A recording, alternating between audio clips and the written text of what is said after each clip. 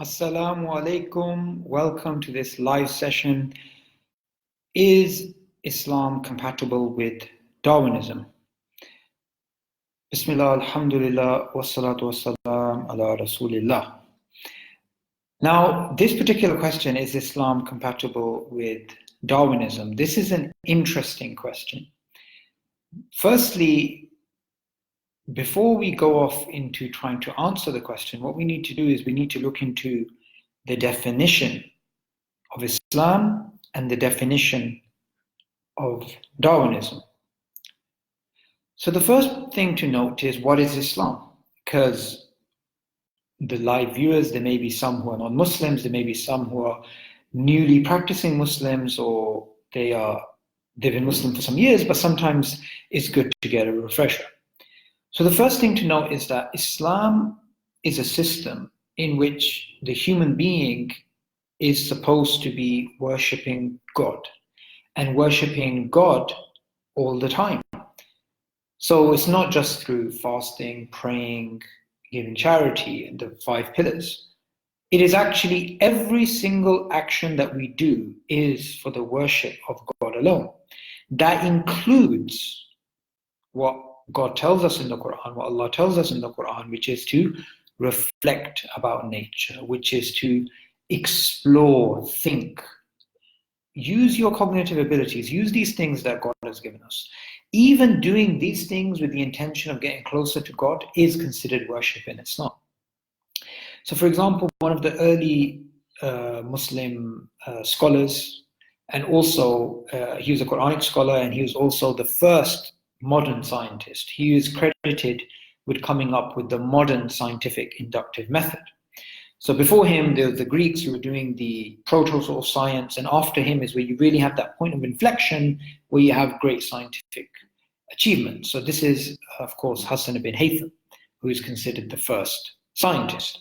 Now, Hassan ibn Haytham, he existed 1,000 years ago. So this is way before, Galileo, Kepler, and all the rest. And before him, the Greeks, they were sort of scientists as well, but they weren't really doing things in a very systematic way. So he's the first one to do it in a systematic way. Now, one of the things he says is that he was doing science in order to become closer to Allah, in order to please God, essentially. And that's what a Muslim is supposed to do. Everything we do, whether it's to do with science, whether we're doing science, whether we're doing a job, whatever we're doing things to please God, and we have a clear aim. And that aim is this. What is worship? Worship is that you do something out of love of God, out of hope in God, and out of fear of God. So we have this 3 pillars of worship. Now, what is Darwinism? And how is it distinct to Islam in this regard, in regards to what I just mentioned? Well, Darwinism essentially is the idea that life arose naturalistically. There is no creator, there is no God, it's all a natural process. So automatically, the aspect of Islam that we focus upon nature as a way of getting closer to Allah is automatically gone. And the reason why it's automatically gone is because design that we normally look at to get closer to Allah, design that we normally look at and we think, wow, look at this particular organism, look at the way its colors are, look at the way that it lives, look at the habitat, look how intelligent it is, look at the way it even communicates using its eyes. Automatically that reflection, that love, that worship that we're doing of Allah by looking at his creation, getting closer to Allah by looking at his creation, from a Darwinian perspective, design is an illusion. Design is not really design, it just looks like design. So automatically, there's a difference between the two. And also, when we look at the Darwinian purpose, now Darwinists, atheists, humanists, liberals, whatever name you come up with, they talk about we need to make the world a better place, we need to do science, we need to do philosophy, we need to rationalize, we need to do this, we need to do that. However, from their worldview, the purpose of life is not that. It's not to make the world a better place. It's not to, learn and gain knowledge for the sake of knowledge. No, that's not it. That's what they say, but that's not what the worldview of Darwinism holds. That's kind of like a Muslim saying, you ask a Muslim, what's the purpose of life? And the Muslim's like, purpose of life is to be good to your neighbor, right? Now, a Muslim can say that, but that's not in line with the Islamic faith. Of course, we are good to neighbors, but that's not the very purpose of our existence. A Muslim may say, I believe that the world should be, we should help people be economically stronger, and that's my purpose in life. Again, they've said something which is not contradictory in terms of what Islam says, but that's not the very function of Islam. That's not the very purpose. Likewise, when it comes to Darwinism, the Darwinists who say, oh, we want to make the world a better place, we want to do this, we want to do that, that doesn't fit in line with Darwinism. Darwinism, at best, what it's there to teach you is this. There is no ultimate meaning to life. There is no ultimate purpose. We only exist for here and now. And as Richard Dawkins says in his book, The Selfish Gene, the ultimate rationale of our existence is the preservation of our genes. So essentially survival and reproduction. That's the ultimate rationale. Everything else is like a byproduct, because we survive and reproduce, therefore we become, the ones who are more likely to be intelligent, were more likely to survive. So everything else is a spin-off, but that's the core. That's the very, very core. So clearly, those two purposes clash. The Islamic purpose to worship God and the Darwinian purpose, survival and reproduction, they both clash at a fundamental level. Now, that's one way of looking at it, that from an existential point of view, these two clash. These two worldviews, they completely clash. Another point of view is in terms of their claims about the world. So the claim in Islam is that God created all forms of life. Whatever is out there, whatever is yet to be discovered, even if there is something which is very bizarre and no one heard of it, even the early Muslims never heard of it, but we just discovered it here and now in our times, we know as Muslims that that thing, whatever it was created by God.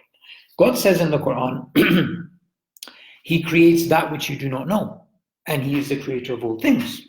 So if we discover a new species of, say, Homo naledi, some, Denisovans, some rare type of octopus that's extinct now. Whatever we find, whether it's in the sea, the sky, the earth, it's the creation of God, according to the Islamic perspective, and it's been created by God. From a Darwinian perspective, the creation is not done by God, but it's done by this process known as natural selection. And this process basically is, well, you can think of it as a four-step process: variation, inheritance, selection, and time, right? So you have variation in a population, and there are some which are more likely to be adapted to their environment, so they survive, and others which do not survive. So you have this very mechanical process by which life is evolving. Now, in terms of evolution itself, we need to define evolution, because evolution is very confusing, and it's not clearly defined, and that's why we need to be clear what we mean when we speak about evolution. So evolution, as it was known before Darwin, simply means biological change over time, which is theologically not toxic. It doesn't say design is an illusion. It's different to Darwinian evolution, of course. It just means there's biological change over time.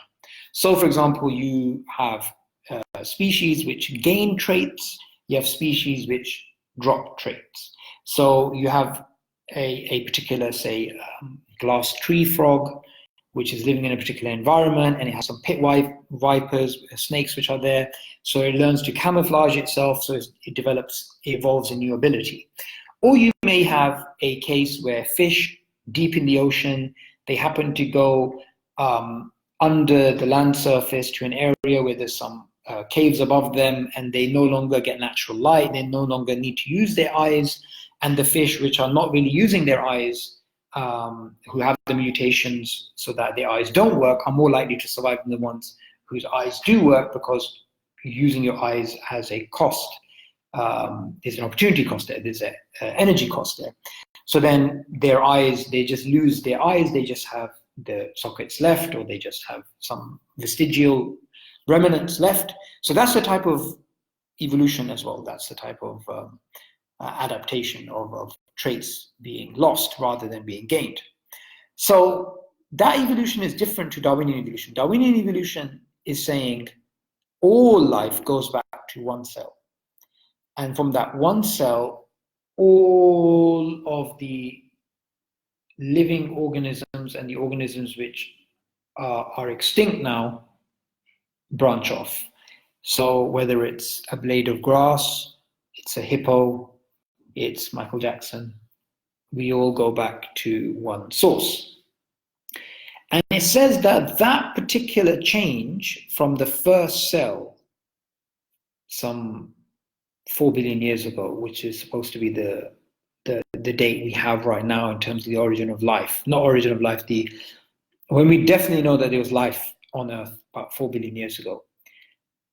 So from that point to today, how did this tree branch? They would say it's the mechanism primarily of natural selection working on random mutations or random variations. That mechanical, very mechanical process is of course at odds with what we believe, that there is, I mean, there is ways in which people can reconcile it. I'm not saying that's not entirely possible theistically. But what I'm saying is that the way it's sold as a package is it's a very naturalistic process. It's a process which is completely purposeless, no goal orientation, no design, it's all an illusion. Okay, now, when it comes to a conflict between something in the Quran and something in science, what do we do as Muslims? Now, as Muslims, we are pro-science. We are not anti-science. We believe in, the motto, make science great again. That's our motto, right? We should have hats, make science great again. What do I mean by that? What I mean by that is that there's a very crude understanding of science which is propagated by atheists especially, I'm pointing out here, which is that science gives us truth, science gives us certainty, science gives us eternal facts, which is not true. In fact, it would kill science if this was the case, because we would be stuck with the science that we had in the 17th century, and because people believed what they had was true, and then no one would be willing to change it. What we mean by make science great again is understand that science is in a constant state of flux. Science is always changing. The way that you derive conclusions, you basically realize over time that your understanding was simplistic, wasn't holistic, and that there was sub-assumptions that you weren't aware of, and that they were false, and then you retweak it and you change it. So science goes through these paradigm shifts. There's a philosopher by the name of Thomas Kuhn. He explains the history of science in this way. He says that if you look at the macro level view of science, you have these periods where you have normal science. Everyone's working within a particular paradigm of science, a particular prevailing theory. And then you start getting anomalies, things that don't make sense. And then you get this resistance to you people who want change. People are like, look, this theory is not really working out. And so you have this revolutionary sort of change happening. And then there's this two paradigms which you can't really compare. And they're fighting, and then one eventually wins. And then revolutionary science, of course they win, but then over time they become normal science, and that becomes a paradigm. Then there's anomalies, and then again. So it's kind of like human history. You have one kingdom that comes, it's in power and it's doing really well, then it declines, and as declining, people are like, we want change, right? We want to get rid of these guys. And then they protest and they do this and they do that, and the leadership is like, no way, we're not letting you challenge our authority. And then these revolutionaries, they get up and they finally overthrow this kingdom, and then they establish their own kingdom, everyone's happy, and these guys are the revolutionaries. And then over time, they become normal again. And then other people start thinking, man, they're doing this wrong, they're doing that wrong, and then the cycle starts again. It's kind of like that in science, according to Thomas Kuhn.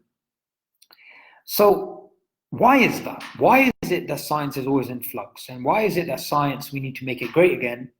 It's because of the history and the philosophy of science. The history and the philosophy of science teaches us two basic principles. The first principle is that science is not the only route of knowledge. There are many ways of knowing other than just science. Two, science doesn't give you certainty. Science gives you workable models about the world, which are then replaced by other models. Now, truth emerges better from some false model than complete error. So any model is better than not having any, than just having nothing. So science works by doing the best we can with what we have right now in terms of the data. So imagine there's a scientist who he needs to work out what color swans are. So he goes out in the world, observes 1,000 swans, then using that limited set of data, he comes to the general conclusion that all swans are white. So he's gone from the finite to the general. One day he comes across a black swan. And he basically, his previous theory that all swans are white is challenged. Likewise, in science, you may have a theory that's doing really well for a very long period of time, and then anomalies start coming, and then it gets challenged and replaced. Secondly, we have the problem of, so the first thing I mentioned, which was the black swan problem, is known as the problem of induction, which was first pointed out by David Hume, the 17th century Scottish philosopher. The other issue is the underdetermination of theory by observation. A bit of a mouthful, but what it basically means is this. You have, say, a set of dots on a scatter graph. How can you best make the line of best fit? Well, you can make a straight line, you can make a curve, you can make this, you can make that. So using the limited data that you have, you can make many different inferences. You don't just say, right, this is the only inference, this is the only line that fits the data. Those dots are facts, things that we know, the length of an alligator's tail, the existence of stars, things that we can see, clear data. But the inference is always theoretical. It's always defeasible. So you can make multiple inferences based upon the same data. And it's the case that scientists have to decide, right, this is it. This is the one that we're actually going with.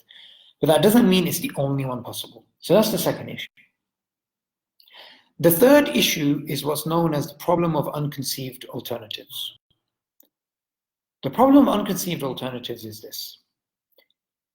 There may be times where there is a set of data which is in front of you, and say scientists have come to 3 different alternative theories or 3 different alternative explanations, and they've chosen one as being the best.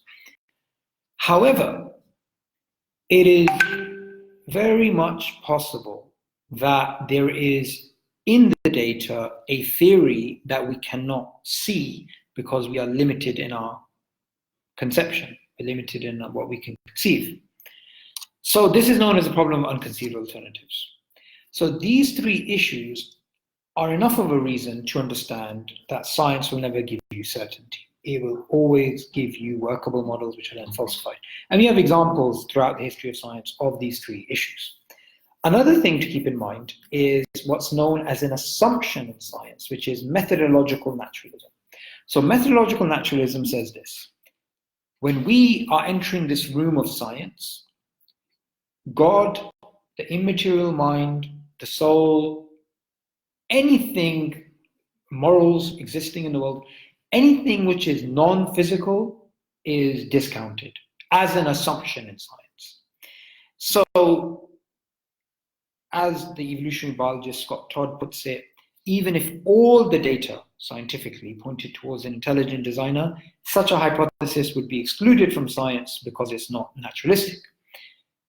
However, he goes on to say a scientist in his personal capacity can believe in something beyond naturalism. So what's Scott Todd basically saying? What he's saying here is this. When you enter the door of science, then you have to put aside everything that is non-naturalistic. You have to explain everything using natural cause and effect. That's an assumption in science. So why we would highlight that is to say that somebody, and people do this, atheists do this, if they say, well, if you look at all the universities around the world, you don't see the scientists talking about God when they're talking about their scientific theories, therefore God doesn't exist. This is actually circular reasoning, because they've mistaken an assumption for a conclusion, right?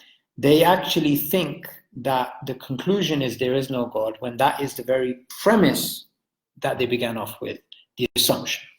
So it's completely circular to try and say there is no God because science doesn't talk about God, because that's the very assumption in science. It's a silly thing to do. Although it's a very silly thing to do, it is something which is regularly done by famous atheists. In fact, there's two types of naturalism: philosophical naturalism and methodological naturalism. Philosophical naturalism says there is nothing. In science, outside of science, there's nothing. That's atheism. Methodological naturalism, which theists can hold on to when doing science, is just to say, look, while we're doing science, we're just going to not refer to God's creative power agency. These two are two different things. One doesn't lead to the other. Philosophical, actually, no, it is a one-way road. Philosophical naturalism can lead, of course, to methodological naturalism. Methodological naturalism doesn't lead to philosophical naturalism necessarily. So that as well is a limitation on science, because it cannot give you those explanations which are theistic in nature. So there may be things which are clearly there to, and they make complete sense from a theistic point of view. But from a science point of view, they'll be like, no, we'll discount that. So we have this very clear understanding of the philosophy and history of science, that science doesn't give you certainty, doesn't give you absolute knowledge, doesn't give you things which are unchangeable and absolute. It gives you information, models about the world, which are replaced by other better models, and this is a continuous cycle forever, right? So if someone says the Quran is wrong because of this thing in science, they're misunderstanding that science doesn't give you that certainty. They don't understand that there could be new information which you can come across in the future which will challenge your previous theory. Okay, so now we're clear about the relationship between science and Islam from that perspective, that science cannot be used to undermine Islam. However, there are a few things which are very important to mention. Science is seen as something which gives us certainty because of a misunderstanding of what science is. The actual definition of science and the philosophy of understanding the method of science is very, very problematic. So we don't have a clear definition of what science is. However, we have a general understanding that you have a hypothesis, you test it against observations and experiments, and you come to a theory which is tested, and then it's peer-reviewed, and then it becomes like a standard thing. The highest level of certainty that science can give you is a theory. However, some people, they say, but fossils exist, stars exist, the shape of the earth, the earth goes around the sun. These things are true, therefore, science is true. So what they're doing here, they're mistaking observations and the level of certainty that we have in observations with scientific theories. This is a fallacy. This is a fallacy known as a fallacy of equivocation. It's like me saying, okay, oh my God, I'm having a heart attack, I'm dying. Is there a doctor in the house? Is there a doctor? And somebody comes forward and they say, I'm a doctor. And I say, can you please help me? And they're like, I have a doctorate in law. What has happened here? I'm asking for a medical doctor, they have a doctorate in law, two different things. So observations themselves are not science. Observations are just observations. You can use the observations of stars to come up with astronomy or astrology, which are two different things. Astronomy is a science, astrology is a pseudoscience, palm reading and all the rest. So you cannot say this thing we know to be true because we have found a fossil. Darwinian evolution is true because we have a fossil, because we have this, because we have that. No, no, no. You're mistaking a observation for the actual theory. These are two different things. Okay. Now, compatibility of Islam and atheism from another perspective I wanted to cover as well. And that perspective was this. Natural selection is the main issue. Natural selection is the main issue when it comes, the problem between Islam and Darwinism, if you were to break it down, of course, is a misrepresentation of Darwin's theory, a misrepresentation of what science can achieve. But fundamentally, the issue is of natural selection. Because imagine you have a bridge. So you have a bridge, you have supports on either end, and then you have a road. So you have people crossing the bridge. Okay.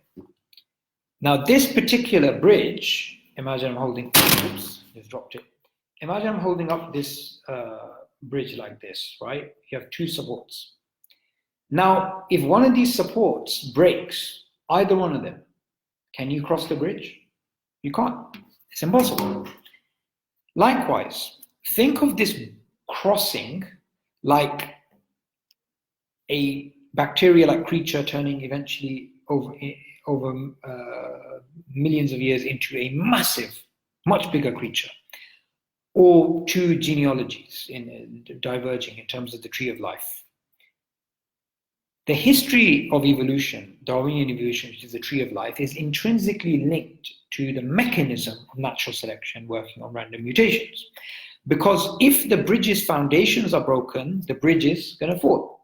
So if the theory of natural selection, if the idea that natural selection, if it can be shown that natural selection is faulty, it automatically transfers doubt to the tree of life, unless there's an alternative mechanism. Because remember, Darwin's theory is not a theory about similarity. That is similar to this. That's not what the theory is about. The theory is about transformation, how this species can transform into another. Similarities between species was well known way before Darwin, right? It's nothing controversial. Even today, we hear a lot about genetic similarities. Look, similarity between that species and this species. Isn't it amazing? Therefore, they have a common ancestor. No, this is just silly. It's essentially just plain silly. Your genotype and your phenotype, like your actual physical, the way that you look, these are of course linked. Your genes lead to that. So if something looks physically similar to something else, like a human and a chimpanzee, then of course, genetically, they're also going to be similar because they have the same sort of anatomy. So it's not at all surprising that you have similarities genetically. We have similarities anatomically. That's a, it's a dead end. It's not an argument. The only way you give that argument, because remember, homology is the assumption that similarities is due to common descent. That's an assumption. The way that you lift up that assumption and you try and take it off the ground is by showing a mechanism. And at the moment, the mechanism of natural selection. Now we're coming to the half an hour mark, which is usually the time. I think it's the time to sort of end the session and take Q&A. So I want to mention one last point. So we have natural selection as the mechanism. For the last 150 years, natural selection has been taught like an indisputable fact. Even recently, I was watching a documentary on, I'm not going to say the TV channel, could cause issues. And it had the TV presenter who was talking about the history of the earth, and they said, yep, life evolved by natural selection. That's just like a given. It's just like saying, that Mongolia is a real country and it exists, right? Yeah. Well, evolution by natural selection, that's how we came here. I mean, it's so off the cuff. It's just like, oh yeah, come on guys, like, no worth arguing about. However, it is worth arguing about. So evolution by natural selection, Darwinism, Darwinian evolution, this was taught as a fact for the last 150 years in textbooks, schools, documentaries, popular science writers, books, newspapers, social media, celebrities, you name it. However, in 2016, a very interesting thing happened. biologists from different parts of the world, they came together to meet at the Royal Society in London, which is the original place where Darwin proposed his theory, which is the oldest society in the world, the most prestigious science society in the world. And the fundamental question that they had in front of them is Darwin's theory right? And there were some scientists who were saying, no, we need an alternative. There's some who were saying yes. Now, in this short webinar, we cannot go into the details of why this camp said yes and this camp said no. Now, the vast majority of biologists, they still subscribe to it. However, isn't it interesting that a theory we've been told is indisputable, eternal, fact, undeniable? Biologists in 2016, 150 years after Darwin, they actually talking about his very core and saying, was Darwin even right? It just goes to show you the massive difference between the public understanding and the academic understanding. Now, why is this massive difference between the public understanding and the academic understanding? Is it just a misunderstanding because the public is misinformed? No, it's something more than that. It's the fact that Darwinism, according to mainstream evolutionary biologists and philosophers of science who are pro-Darwin and anti-Darwin, Darwinian evolution is not just a valid scientific theory, which is what it is. Remember, saying a valid scientific theory doesn't mean that you're saying it's true. However, being a valid scientific theory as it is did not stop it from also morphing into a naturalistic religion. Now, initially when you hear Darwin's theory, religion, no, that's just a false attack on the theory. We're not attacking the scientific theory here. We're talking about how the theory morphed into something way beyond the theory. It morphed into a ideology, into a religion.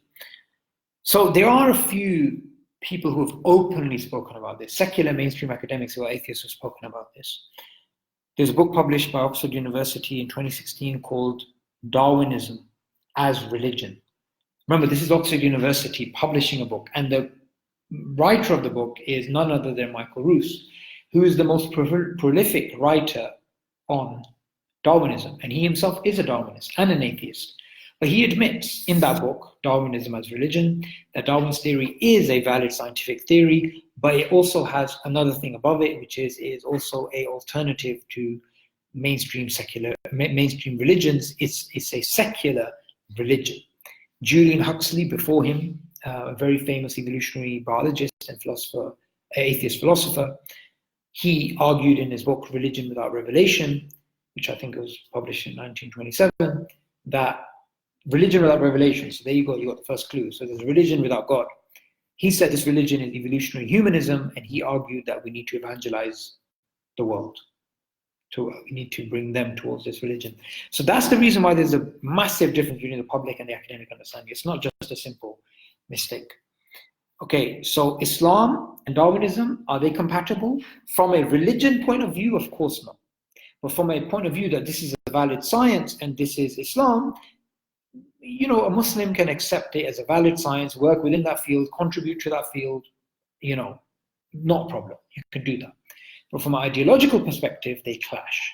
And we can challenge that by pointing out it's not just a scientific theory, it's also a religion, and also pointing out that, look, at best, it's still based on a probabilistic framework, which has assumptions, and there's disputes, core disputes about its main ideas, and science will never give you that level of certainty anyway. The purpose of life in Islam, to worship God, to love God, fear God, have hope in God, is not undermined, and nor is design an illusion because of Darwin's theory. Everything good I've said is from Allah, every mistake is my own. Jazakallah khair for listening. And you can type your questions in there, and I will take maybe 5 to 10 minutes and answer the questions. So let's see if there were any questions. So far, no questions. Okay, that's not bad actually. Usually what happens with these sort of videos is there's a lot more people watching this after it's published, and then they're like, oh no, I should have asked the question. So let me go over maybe some of the usual questions I do get. So one of the usual questions I do get is, what do we read? What do we have? So we are publishing a book called Failed Hypothesis, which is long overdue. But inshallah, early 2020 it will be published, with the permission of Allah. This book will be written by Hamza Sources and myself, and also another academic.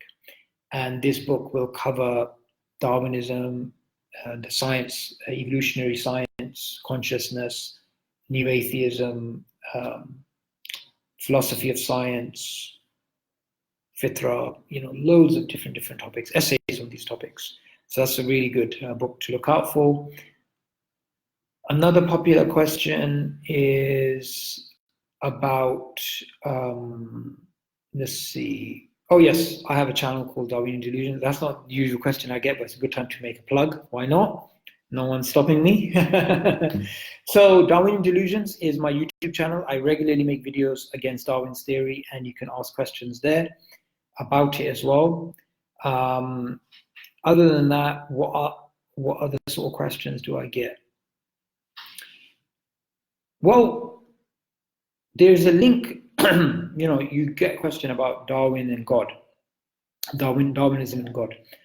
So although Darwinism today has become synonymous with atheism, and it's linked. It's like how should we say it? The link between India and Hinduism is the same link which is supposedly between atheism and Darwinism. It's almost like Darwinism is the land and atheism is the belief, and just like Hinduism is the religion and India is the land. However, Darwin himself was never an atheist. He, in fact, said that in my wildest fluctuations, I was never an atheist. When he published The Origin of Species, he was not an atheist. He was a deist, believed in God, but didn't believe God intervened in the world. He didn't believe his theory was atheistic. And I think if he was alive today, he would have disagreed with the likes of Richard Dawkins, Daniel Dennett, Sam Harris, Christopher Hitchens, all these guys. He would have said, look, you guys are misusing my theory. The theory does not undermine God. And definitely, in the God delusion, Richard Dawkins argues that,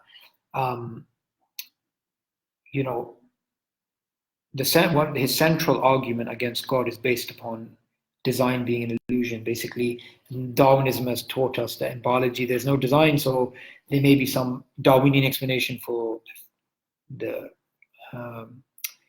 universe itself. So, it's a really silly argument, because Richard Dawkins seems to, and he does clearly say, Darwinism allowed us to be intellectually satisfied atheists. Well, Darwin would have disagreed with him completely, because he himself was never an intellectually satisfied atheist. So do you understand his theory better than him? Because clearly you're not coming to the same conclusions as he are, and supposedly he understands more than you. So you either misunderstand the theory or you know more than him. So you've got to decide between the two. Let's see if there's any other questions. No questions. Okay, no problem. Jazakallah khair for listening. Everything good I have said is from Allah. Every mistake is my own. Subhanakallahumma wa bihamdika ashhadu an la ilaha illa ant wa nastaghfiruka wa natubu ilayk.